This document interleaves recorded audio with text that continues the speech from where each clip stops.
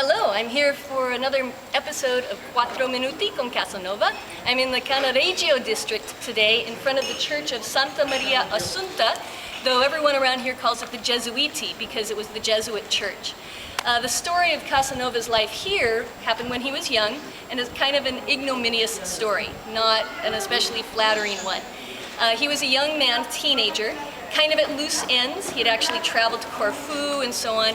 His father had died, his grandmother had died, his mother, who was an actress, was traveling around Europe, and so he really had no one around here except a brother and sister.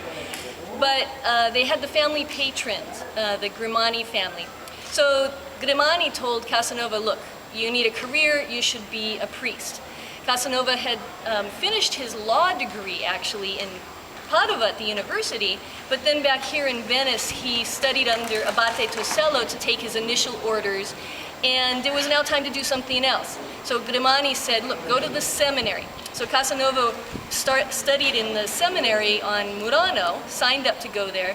He kind of was insulted by this. He said, look, I'm already a doctor of law. It's really insulting to send me to this seminary full of boys. In fact, when they gave him his initial test, Casanova purposefully did terribly on it, and they put him in a grammar class full of 9 and 10-year-olds, and he was an older teenager by this time. So he was not the best student, and he would do things like at night sneak out of bed.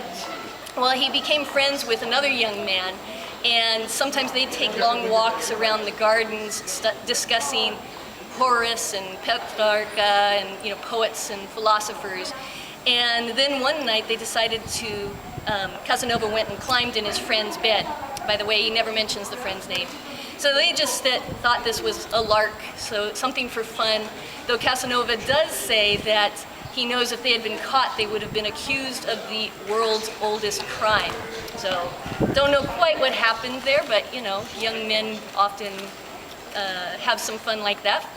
So Casanova and this friend decided on another night to do the same thing. Casanova went to the friend's bed, and when he went back to get in his own bed, there was a different boy there. And apparently what had happened is the other boy had gotten up to go to the bathroom, came back and got in the wrong bed. So Casanova is standing there in the dark saying, someone's in my bed, and suddenly the lights went on, the guardians, the priests came out. They immediately thought everything was Casanova's fault. They thought he was committing the oldest crime, and they booted him right out of the seminary. So they told him, you're not welcome here. He had lasted a total of 2 weeks, not so good. And then they put him on a boat with his trunk and his belongings and deposited him basically right here on the steps of the church to the Gesuiti. So you can picture teenage Casanova sitting there with his trunk with nowhere to go.